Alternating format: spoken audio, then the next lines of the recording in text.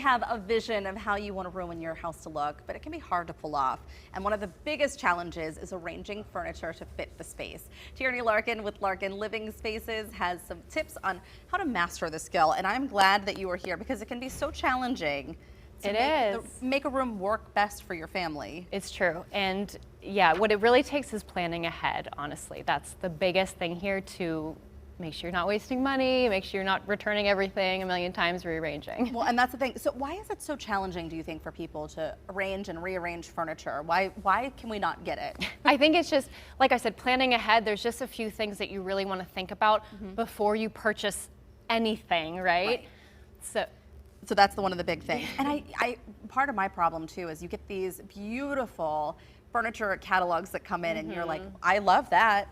And if you get it and it doesn't fit your space, now you're kind of stuck. Exactly, so right? And you can be wasting money and having to redo things.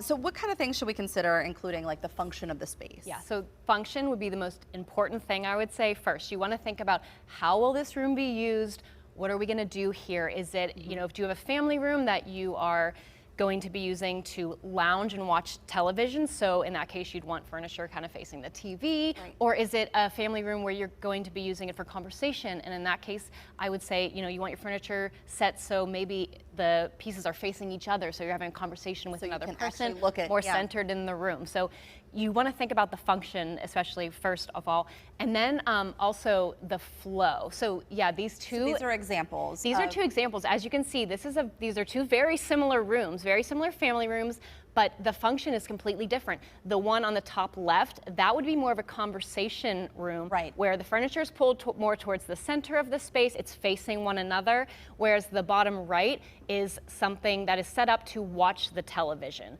So you have the lounging, furniture is more spread out through the room. It's really more for watching TV. So they're very similar, but a little bit different of a function. And as we know, space is everything. So sometimes in a catalog or in a picture online, furniture can seem a little bit different than once it's in your own space.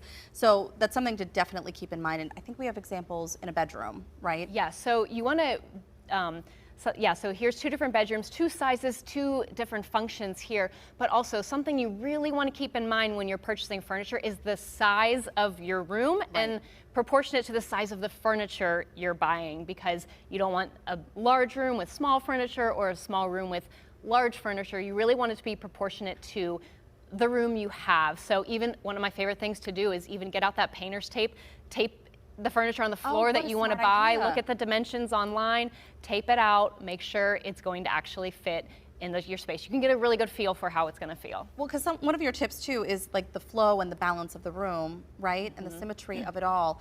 Using that tape, that can actually help you if you're walking through to make sure you can get through where you can tell, you can see if there's enough space to walk through. When you're thinking about the flow, also, like, is there an adjacent room you have to walk through? Do you need to have a pathway to a door, or just to the furniture in general? Is it easy to get to the seats that you're looking for? If the Legos are just in that crosswalk, like, are you going to be able to get through and navigate without stepping on all the Legos? Yes. We also have an office that we want to show. So take us through this and what you did here.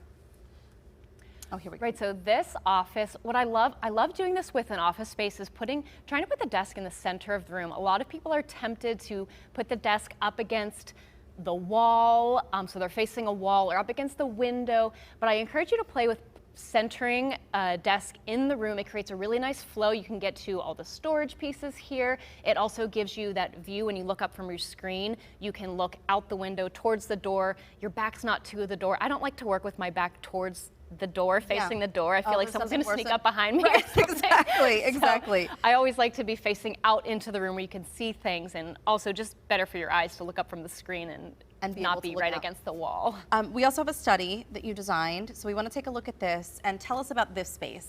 Yeah, so this space is really multifunctional, as you can see. So again, keeping in mind the function of the space. This is not a television viewing room. This is really a sitting room. There's a little table for a game or conversation. So just thinking about the different places you want to have in the room, the different multifunctional pieces you want to have, and also flowing through the room. So we put the center of the coffee table so you can move around it. With a round coffee table is easier to move around than a square coffee table or rectangle. So that's how we designed this space. Tierney, I love your tip about using the painter's tape to kind of mark things out too. Thank you so much for coming exactly on today. helpful. Yes, and if you want to have a little bit of space or a little bit of planning ahead, I have a free room planner on my website that you guys can download. Can just, again, plan ahead before you start purchasing anything. Okay, well, thank you so much. And if you're interested in all that, we're going to have a link for it on our website, kdka.com/talkpittsburgh. Thanks again, Tierney. Thank you.